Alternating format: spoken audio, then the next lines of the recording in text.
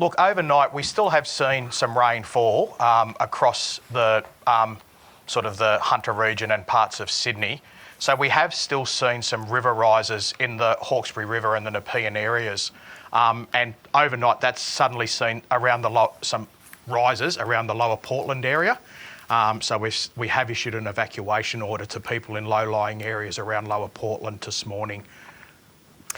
Can you tell us where is still under an evacuation order?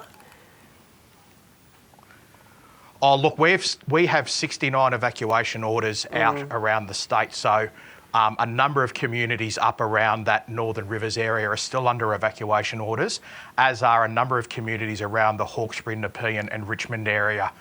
The rivers are, particularly in the Northern Rivers, have started to fall, but we are concerned that some rain coming over the weekend may see some rises. At this stage, it won't go to what we've seen earlier in the week. And we're just waiting to see what happens along the Hawkesbury and Nepean rivers. Okay, but just for people watching in Sydney, those areas of southwest and northwest Sydney that were under evacuation orders, you've now deemed that it's safe for them to go back there? No, certainly not. So we ask them to go to the SES website or check out social media for the latest evacuation orders that are still up there. We have issued some all clears for parts of the Georges River, not all of it, but we are hoping today that most of those should be able to be lifted around Georges River and the southwest area of Sydney. Okay, all right, thanks for clarifying that. So they're not actually necessarily lifted yet. People still need to check the specifics of where they are. That's correct. And just to pay, hopefully people who live in these areas do know the conditions well. If they're under an evacuation order, hopefully they've gone to friends or family or at an evacuation centre, and SES will send out a notification when it is safe to return. Before people do return, there are a number of things that need to be checked, like power, water, sewerage and the like. So we just need to make sure it's safe before people go back there. So we do ask people to be very careful before they do go back.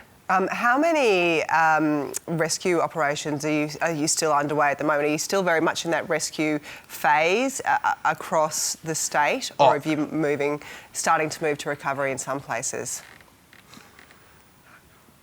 Yeah, look, we actually are doing both. So in the last since mid-afternoon yesterday, we've done about 700 requests for assistance, which included 13 flood rescues.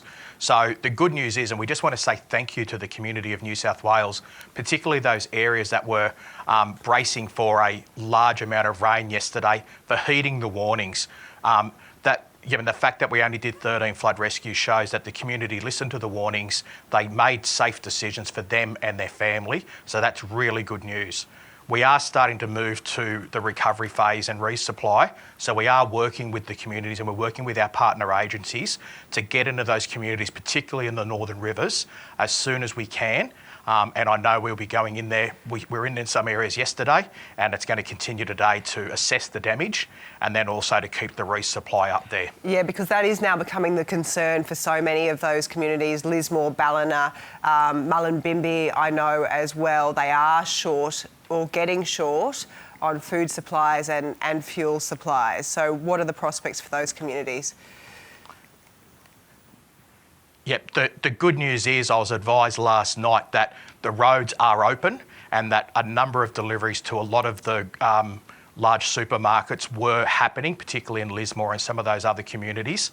So that the supplies are coming, just to reassure the community of that. So hopefully they will all be up there, and then we'll be able to start working with our partner agencies to get those supplies to those people who desperately need them. Okay. Just want to ask you, Sean, your volunteers, your workers are doing such an amazing job. How are they all holding up? Because so many of them will have had their own homes impacted by just these devastating floods.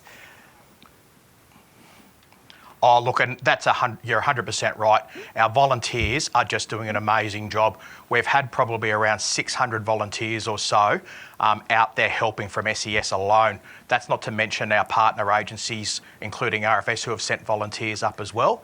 And you're right, a number of them have been impacted. What SES is doing, we are aware where our people have been impacted, and we will provide them with support and assistance through our welfare support programs as well. But Yeah, our volunteers are out there. That's what they do. They want to help their communities. So it's really good, and we'd encourage people if they want to join SES. You know, we're always happy to have more volunteers to help. It's a great opportunity to help your communities in times like this. All right, Sean Kearns from SES New South Wales, thanks so much for your time this morning.